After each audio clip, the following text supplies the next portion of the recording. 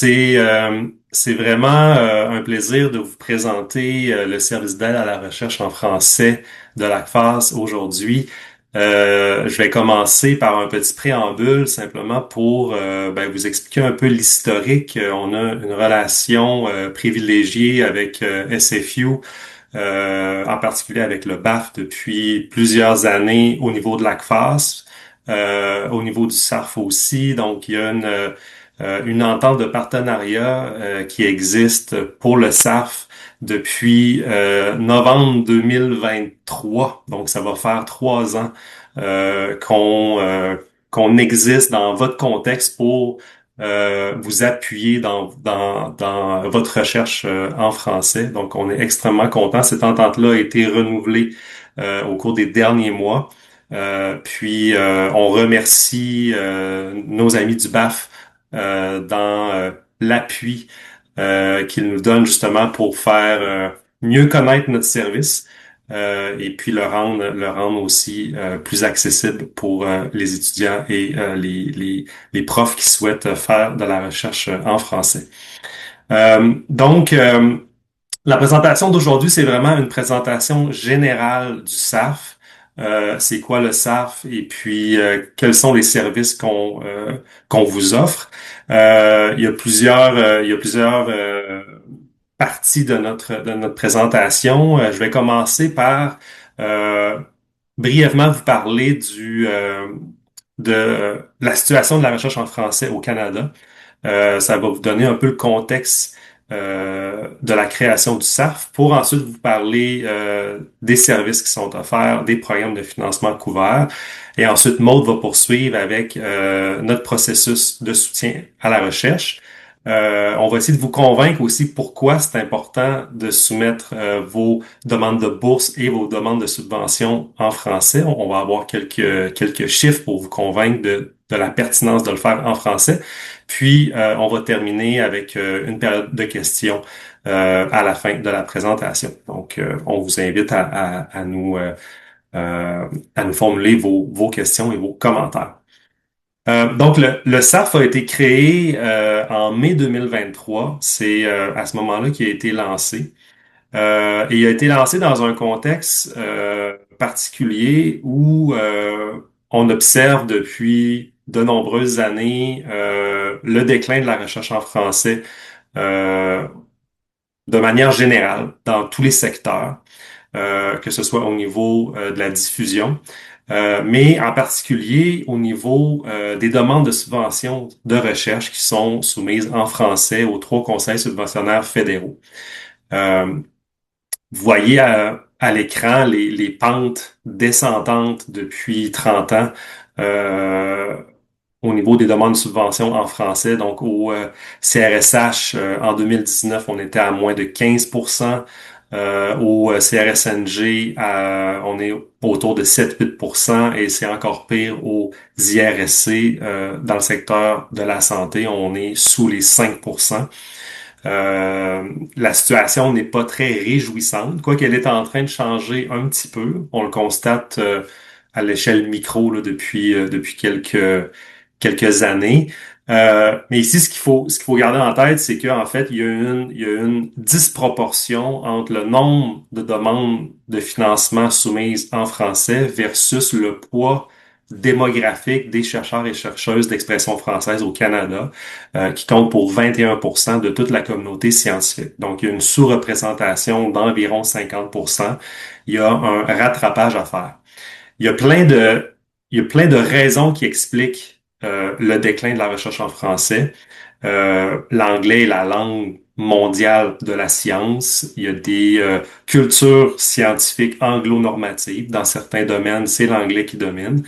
Euh, mais il y a des obstacles vraiment systémiques qui existent en milieu francophone minoritaire au Canada, qui contribuent à consolider l'usage de l'anglais. Et ces obstacles-là, en fait, on les retrouve pas au Québec, par exemple. C'est vraiment spécifique aux chercheurs, chercheuses qui sont en situation francophone minoritaire. Le premier obstacle, c'est le manque d'assistants de recherche francophones ou d'expression française qui peuvent appuyer des chercheurs qui souhaitent faire de la recherche en français. Donc, quand on fait des demandes de subvention de recherche puis qu'on est prof, on doit former la relève à travers notre projet de recherche. Mais si cette relève-là dans nos départements, au doctorat ou à la maîtrise, ne maîtrise pas le français, ben ça va être un obstacle au choix du français dans la présentation de la demande de subvention. Donc ça, c'est le premier obstacle. Le deuxième obstacle, c'est le sentiment d'isolement. Vous le savez sans doute, c'est parfois compliqué de vivre en français en milieu minoritaire. Quand on est chercheur, c'est dur de créer des réseaux de proximité francophones. Et donc ça va faire en sorte que nos réseaux vont être surtout anglophones et par conséquent, ben, le choix de la langue va rester l'anglais dans nos demandes de subvention parce qu'on veut intégrer notre réseau, soit au niveau de la faculté ou au niveau de notre région, par exemple. Le troisième obstacle, c'est lui qui est directement lié à la création du SAF, c'est le manque de soutien institutionnel à la recherche. Pour les demandes de subvention de recherche, donc quand on est prof et qu'on veut soumettre une demande de subvention, on a à l'intérieur de notre établissement des experts, expertes comme Maude qui révisent des demandes de subvention pour les optimiser, pour ajouter une portée stratégique au projet. Et ça, c'est une expertise très précieuse parce que c'est très compétitif d'être financé. Et donc, lorsqu'on est dans un établissement anglophone, ben, la plupart du temps, les personnes qui vont relire vos demandes, ben, ne vont pas nécessairement maîtriser le français.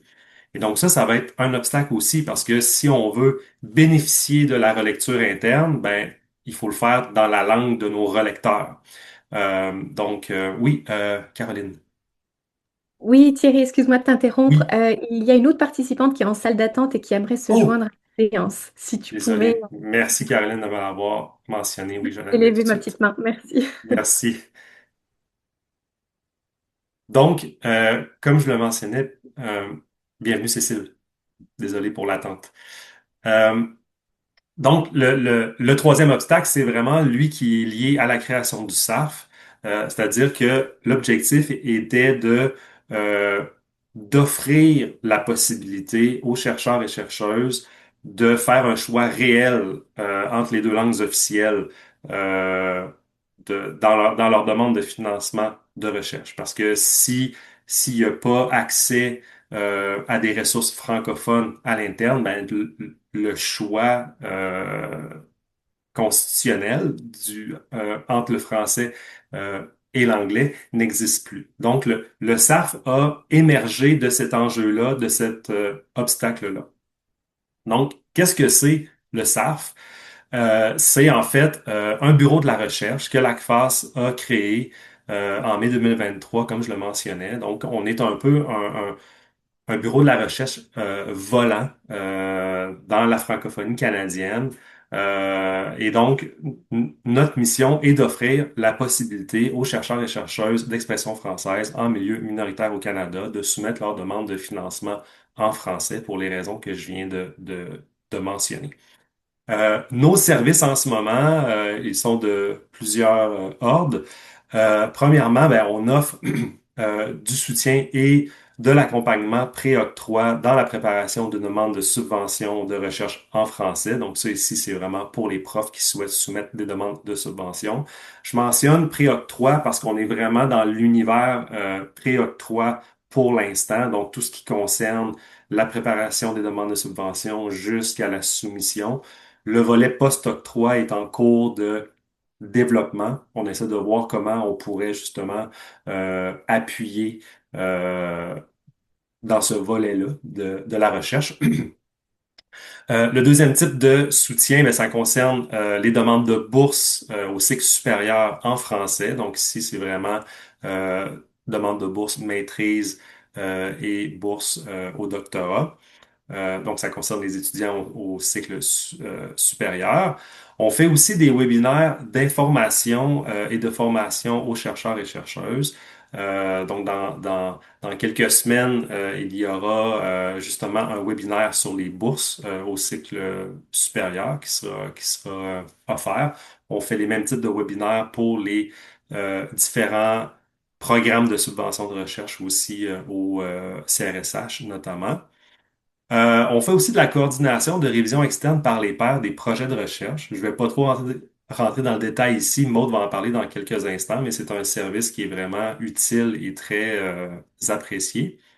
Et aussi, ben, comme n'importe quel bureau de la recherche, on fait la veille des programmes de financement de la recherche accessibles à votre établissement et qui acceptent des demandes de financement en français.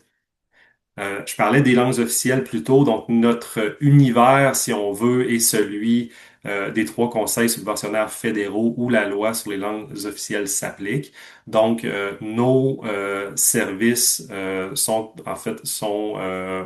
offerts pour tous les programmes du CRSH. L'année dernière, on a ajouté le programme projet des IRSC en plus des programmes de bourse au cycle supérieur. Et petit scope, au cours des prochains mois, nous allons ajouter le CRSNG à notre offre de service. On commence avec le programme Subvention à la découverte et on va aussi ajouter les programmes de bourse au cycle supérieur également. Donc ça, c'est à partir de l'automne qui s'en vient. Et je pense, si je me trompe pas, je cède à ce moment-ci la parole à Maude. Oui, merci Thierry. Maintenant que Thierry nous a présenté un peu c'est quoi les services qu'on offre, l'historique du SARF aussi, concrètement, comment ça fonctionne si vous voulez recourir à nos services. Donc, il y a deux, si on veut, marches à suivre qui sont pas tout à fait les mêmes selon si vous êtes professeur ou si vous êtes étudiant. Donc, au niveau des professeurs, voici comment ça fonctionne. Donc, si vous voulez soumettre une demande de subvention en français et recourir au soutien du SARF, à ce moment-là, vous contactez votre conseillère à la recherche au niveau de votre faculté, donc vos Research Grant Facilitators. Puis, eux, à ce moment-là, vont pouvoir faire la liaison avec moi. Puis, ils vont pouvoir me laisser savoir c'est quoi votre échéancier interne pour que moi, ensuite, je puisse déterminer c'est quoi l'échéancier du SARF. Euh, une fois que c'est déterminé, moi, je communique avec vous pour vous transmettre justement cet échéancier-là, puis aussi pour qu'on puisse s'entendre sur les différentes étapes que vous voulez dans votre suivi. Je vais y arriver là un peu après. On a un suivi qui se fait en plusieurs étapes, mais il y a plusieurs de ces étapes-là qui sont facultatives. Donc, par courriel, on peut déterminer, par exemple, si vous voulez une première rencontre ou si vous voulez seulement qu'on échange par courriel, par exemple. J'y reviens. Mais l'idée, c'est vraiment qu'il y ait une première transmission d'un échéancier par courriel qui peut s'ajuster là aussi si nécessaire. Donc ça, c'est si vous êtes professeur. Si vous êtes étudiant, puis que vous voulez soumettre une demande de bourse en français et obtenir une relecture du SARF, à ce moment-là, vous contactez le directeur adjoint aux opérations du BAF, qui est Rémi Marien. On a mis ici son adresse courriel, étant donné qu'il y a vraiment une personne ressource pour l'instant. Il y a la possibilité qu'il y ait une modification éventuellement de cette personne ressource-là, mais pour l'instant, c'est vraiment Rémi qu'il faut avoir en tête, qui va faire le même rôle de liaison avec nous. Puis c'est le reste, c'est le même processus. Moi, je communique avec vous pour discuter de l'échéancier de la révision. Maintenant, pour ce qui est de notre processus de soutien, donc là, vous voyez, il y a plusieurs couleurs, plusieurs informations là ici sur cette page-là.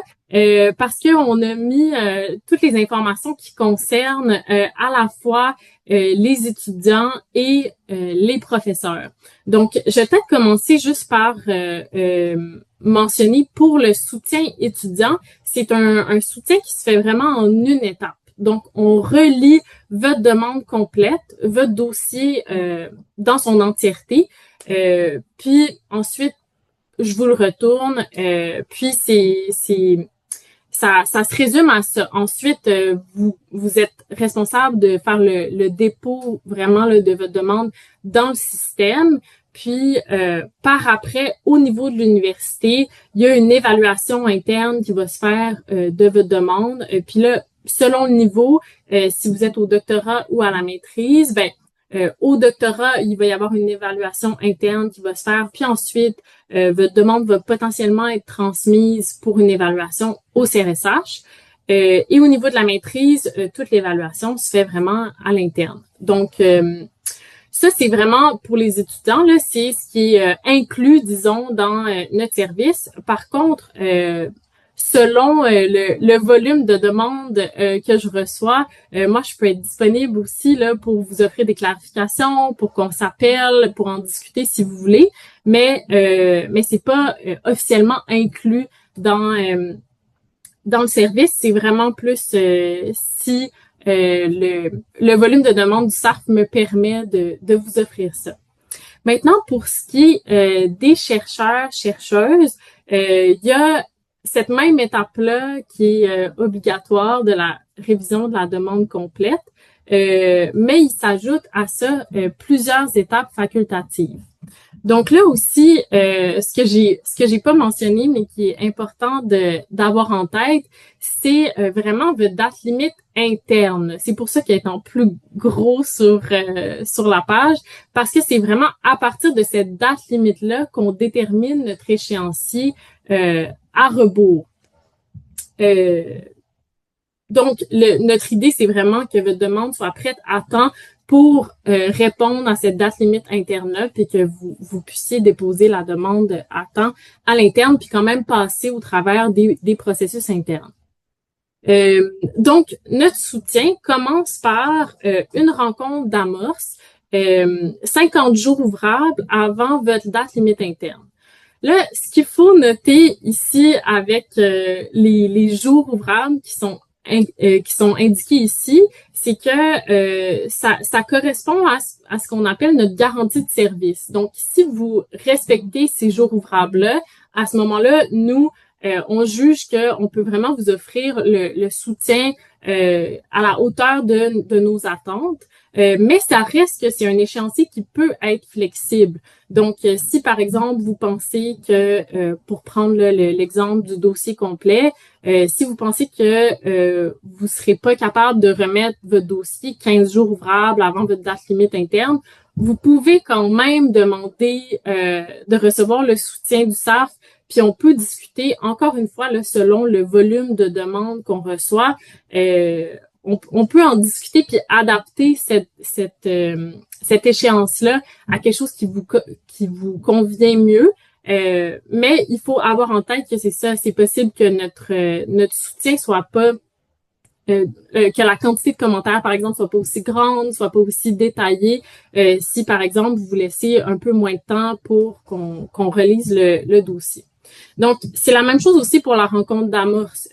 50 jours ouvrables, c'est vraiment pour laisser le temps d'avoir une discussion sur les objectifs de votre projet, peut-être vous aider à l'orienter si vous n'avez pas encore commencé à le rédiger, mais c'est une rencontre qui peut tout à fait avoir lieu, par exemple, 30 jours ouvrables ou même 15 jours ouvrables avant votre date limite interne. Bref, c'est si vous voulez qu'on se rencontre au moment où vous faites la demande du soutien du service du SARF, c'est possible. Puis cette rencontre d'amorce-là, elle sert tout d'abord à ce qu'on confirme l'échéancier, ensuite à ce que vous me présentiez votre projet oralement. on a trouvé avec le temps que c'était assez utile à la fois pour les chercheurs parce que de présenter leur projet oralement une première fois, ça permet vraiment de clarifier c'est quoi les éléments les plus importants du projet, peut-être déjà de voir comment vulgariser un peu le projet puis le rendre accessible à quelqu'un qui est pas nécessairement spécialiste du domaine. Donc c'est vraiment une bonne manière de lancer le processus que d'en faire une première présentation comme ça. Puis moi, c'est une occasion aussi pour vous souligner si je vois, par exemple, si j'ai quelques petits drapeaux à lever, si je vois que vos objectifs gagneraient à être clarifiés d'emblée, ou si je vois que le projet est trop ambitieux, en fonction du nombre d'années qui sont prévues, par exemple. Donc, c'est toutes des choses dont on peut discuter dans cette première rencontre-là. Puis, je peux aussi répondre à vos questions sur le programme de financement. Ensuite, 50 jours ouvrables avant votre date limite interne, c'est aussi là qu'on commence notre processus de révision externe par les pairs, si vous en avez fait la demande. Donc, il faut vraiment que vous fassiez la demande ou bien à votre conseiller, conseillère à la recherche. Oui, c'est ça. Donc, faut que vous en fassiez la demande au moment où vous dites que vous voulez le soutien du SAF. Puis ça, c'est vraiment un processus de révision qui se fait en toute transparence. Pardon. C'est pas une révision à double aveugle. Donc, on est conscient que les projets que vous soumettez pour des demandes de subvention, c'est des projets qui sont pas encore financés et donc qui sont pas encore commencés, qui sont pas encore réalisés. Donc, on est tout à fait conscient qu'il y a une dimension un peu sensible au fait de partager ces projets-là. Donc, c'est pour ça que nous, on veut que vous soyez vraiment à l'aise avec la personne qui relirait votre projet. Cette relecture-là, c'est vraiment une relecture seulement de votre proposition de recherche. L'idée, c'est que, comme Thierry l'a dit, nous, on est plutôt spécialistes des concours de financement, des occasions de financement. On a des spécialités aussi qui nous sont propres de nos parcours qu'on a fait en recherche par le passé. Mais habituellement, on n'est pas spécialiste de vos domaines. Donc ça, c'est l'occasion d'avoir un spécialiste ou une spécialiste qui peut relire pour évaluer la valeur scientifique de votre projet, puis faire des suggestions d'amélioration, peut-être par exemple au niveau de la revue de la littérature, s'il y a des éléments super importants qui sont manquants. Donc, c'est ça. Ça, c'est ce processus-là. On le fait vraiment en toute transparence. Vous savez qui va vous relire et la personne qui vous relie sait aussi qu'elle vous relie. Et ce processus-là, on le commence 50 jours ouvrables avant votre date limite interne. On vous demande de nous envoyer un résumé de 300 mots environ, puis une suggestion de 3 à 5 personnes que vous pensez qui pourraient vous lire, puis vous donner des suggestions pertinentes. Et là, ensuite, moi, je contacte ces personnes-là une par une pour voir si elles sont disponibles pour faire cette relecture-là. Si dans les noms que vous avez suggérés, il y a personne qui est disponible, à ce moment-là, on va dans le réseau de l'ACFAS. Donc, on a plusieurs membres, on a plusieurs partenaires un peu partout aussi. Donc, on cherche à ce moment-là dans nos réseaux pour voir si il y aurait quelqu'un qui serait disponible pour faire cette relecture-là. Mais encore une fois, il faut qu'on confirme avec vous que vous êtes bien à l'aise que ce soit cette personne-là qui fasse la relecture. Donc, comme c'est un processus qui peut être long, qu'il y a beaucoup d'échanges de courriels, c'est pour ça qu'on le commence 50 jours ouvrables avant votre date limite interne. Puis, notez aussi là que si le reste de notre échéancier peut faire preuve de flexibilité quand même, ici, étant donné que ça demande la collaboration de chercheurs externes, c'est un peu moins flexible parce qu'il faut quand même leur laisser le temps là, de nous répondre, puis ensuite de relire vraiment la proposition de recherche. Ensuite, 25 jours ouvrables avant la date limite interne. c'est là que vous nous envoyez simplement justement votre proposition de recherche ou la description détaillée selon, en tout cas selon le concours, mais vraiment le cœur scientifique de votre projet. Moi, de mon côté, je fais une première relecture, puis je vous envoie une première série de commentaires, de suggestions. Et c'est aussi ce document-là qu'on envoie au père évaluateur si vous avez fait la demande d'avoir ce service-là.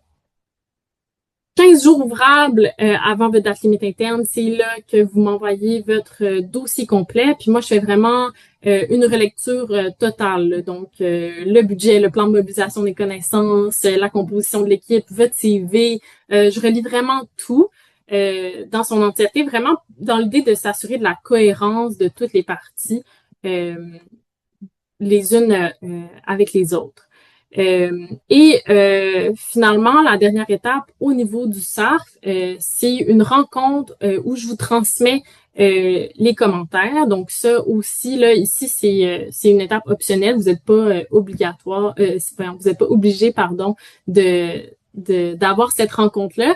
Par contre, c'est une bonne occasion, des fois, si vous avez des questions, par exemple, sur les commentaires, ben là, on peut en discuter, puis trouver ensemble des solutions sur certaines parties de la demande si je vous suggérais des modifications.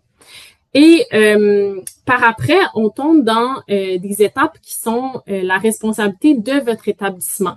Donc, votre établissement demeure responsable de faire la révision en conformité, donc au niveau des chercheurs, chercheuses, et au niveau des étudiants, étudiantes au cycle supérieur, votre établissement demeure responsable de faire l'évaluation interne de la demande et demeure responsable aussi de faire la transmission du dossier à l'organisme subventionnaire en question. Donc, ça fait pas mal le tour là, de notre processus de soutien. Puis, ça m'amène maintenant là, que je vous ai parlé là, de comment recourir au service du SARF, peut-être que vous vous demandez pourquoi faire votre demande en français. Puis, on pense... il y a plusieurs raisons de soumettre en français.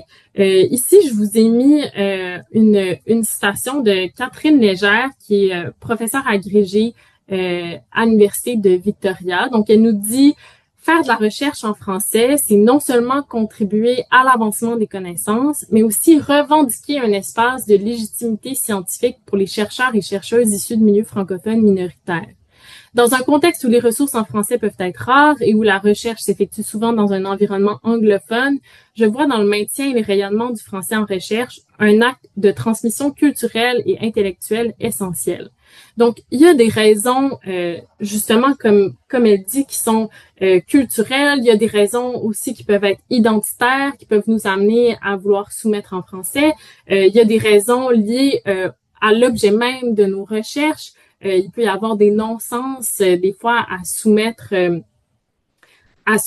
un projet qui porte, par exemple, sur des populations francophones, mais le soumettre en anglais. On s'imagine souvent qu'il y a un sacrifice qu'on fait dans le fait de soumettre en français, que on pense souvent qu'on a peut-être moins de chance ensuite d'être financé si on soumet en français, mais on vous a préparé aujourd'hui les statistiques seulement du CRSH, mais on a accès aussi là, à d'autres statistiques si jamais vous êtes curieuse de voir par exemple au niveau des IRSC à quoi ressemblent les taux de succès. On a ces statistiques-là aussi. Donc, pour vous montrer que les taux de succès en réalité sont très avantageux pour les demandes en français. Donc, ici, vous avez pour les demandes savoir, vous voyez donc en 2021, 2022, 2023, les taux de succès étaient un peu plus élevés en français, mais c'est grosso modo équivalent. Puis la même chose en 2024, là, l'anglais a un taux de succès un peu plus élevé, mais reste que ce sont des taux de succès qui sont très proches là, les uns des autres. Oups, désolée, je suis retournée en arrière. Maintenant, pour développement savoir, on voit qu'en 2021, l'anglais a fait un peu mieux, mais ensuite qu'en 2022, 2023, 2024, c'est le français qui avait des meilleurs taux de succès. Pour les demandes connexion en 2021, ben en fait, toutes les années depuis 2021, les taux de succès sont meilleurs en français qu'en anglais. Pour les demandes engagement partenarial, là aussi, les demandes, les taux de succès sont meilleurs en français depuis 2021. Pour développement de partenariat, on voit qu'il y a une différence assez importante là, en 2022 où l'anglais a mieux fait, mais sinon, c'est les demandes en français qui ont eu des taux de succès plus avantageux. Puis au niveau des bourses doctorales, on voit que ici aussi, à chaque année depuis 2021, c'est les demandes en français qui ont eu un meilleur taux de succès. Faut que j'ajoute une petite note, par contre, pour les bourses doctorales, parce que, étant donné que l'évaluation se fait en 2 temps, donc d'abord à l'interne, puis ensuite au niveau du CRSH, de notre côté, ces statistiques-là auxquelles on a accès, on ne sait pas si elles incluent les demandes qui sont reçues vraiment dans le système du CRSH au complet et donc qui incluraient les demandes qui ont été évaluées puis rejetées dans les universités avant l'envoi au CRSH. Donc, on ne sait pas si ces demandes-là sont incluses ou non. Donc, est-ce que c'est seulement les taux de succès des comités d'évaluation du CRSH ou est-ce que ça inclut les demandes qui ont été rejetées des universités? On ne le sait pas, mais reste que les taux de succès nous montrent que au moins au niveau du CRSH, il n'y a pas de désavantage à soumettre en français. Donc, je pense que ça ferait grosso modo le tour, puis on lancerait la période de questions. Mais avant de lancer la période de questions, je vous ai inclus un témoignage d'une chercheuse de l'université de Brandon qui nous dit qui nous parle de sa satisfaction quant au soutien du SARF. Donc, elle nous dit « Ce soutien a joué un rôle décisif dans le développement, la révision et la mise en forme de mon dossier. Le SARF m'a aidé à clarifier mes objectifs, à structurer plus efficacement mon projet et à présenter une demande plus convaincante tout en m'offrant un accompagnement à la fois rigoureux, attentif et profondément bienveillant tout au long du processus. » Donc ça, c'est ce que Dominique Etu de l'Université de Brandon avait à nous dire sur son expérience avec le SARF. Mais on a aujourd'hui avec nous quelqu'un de Simon Fraser qui a reçu le soutien du SARF. Puis, peut-être que je lui donnerai la parole si elle veut nous partager un peu son expérience, Adria. Je ne sais pas si... Merci Maud pour l'invitation. Je m'appelle Adria, comme Maud vient de me présenter. Je suis étudiante en sciences politiques à Simon Fraser. J'étudie, comme je suis en sciences politiques, techniquement de manière bilingue, c'est-à-dire que j'écris ma recherche en français, mais que tous mes cours et que tous mes collègues sont anglophones. Et comme Maud l'a aussi déjà mentionné, j'ai eu la chance de recevoir une subvention du CRSH cette année de ma proposition que Maud a elle-même revue donc à l'automne précédent. Et donc elle m'a chaleureusement invitée à venir parler rapidement un petit peu de mon expérience. Puis je vais pas trop prendre de temps sur la période questions-réponses, puisque j'ai déjà eu ma bourse, donc j'ai un peu moins de questions. Mais en tout cas, si je peux, déjà, forcément, je remercie largement le SARF, et je l'ai déjà fait plusieurs fois, donc c'est sûr que sans les niveaux de relecture, les subventions, en tout cas au niveau du CRSH en sciences sociales, sont beaucoup plus compliquées. En général, c'est ce qu'on entend toujours dire, c'est que c'est la relecture qui fait les bourses à succès. Chez les anglophones comme chez les francophones, c'est ce qu'on entend dire. Donc, forcément, s'il y a moins de soutien, le SARF permet vraiment d'offrir cette relecture qui est vraiment cruciale, surtout au doctorat, il me semble que la proposition de recherche, c'est plus que 50% de l'évaluation. euh, de la bourse. Donc ça compte encore plus qu'à la maîtrise que l'expérience de recherche, etc. Donc cette relecture est vraiment cruciale. Et puis un des aspects en tout cas que je vais mettre un petit peu rapidement de l'avant du SARF, en tout cas pour lequel il est très utile, c'est vraiment comme Maud l'a précisé, vous n'êtes pas forcément spécialiste de nos sujets et donc vous nous offrez vraiment ces yeux un petit peu euh, externes, en tout cas, un peu comme les comités qui évaluent nos demandes, puisque c'est des comités qui sont toujours multidisciplinaires. Et donc, moi, ce que j'ai trouvé de très, très pratique, en tout cas dans cette relecture, c'est de vraiment clarifier mes termes, savoir où mettre du jargon, où ne pas mettre de jargon, où définir ma littérature et tous ces petits détails qui parfois paraissent anodins parce que, en tant que spécialiste de nos recherches, on sait forcément ce que ça veut dire, mais ce qui n'est pas toujours clair, en tout cas pour les personnes qui vont nous relire après. En tout cas, donc, merci pour de m'avoir invité, puis je vais laisser la parole aux questions des autres.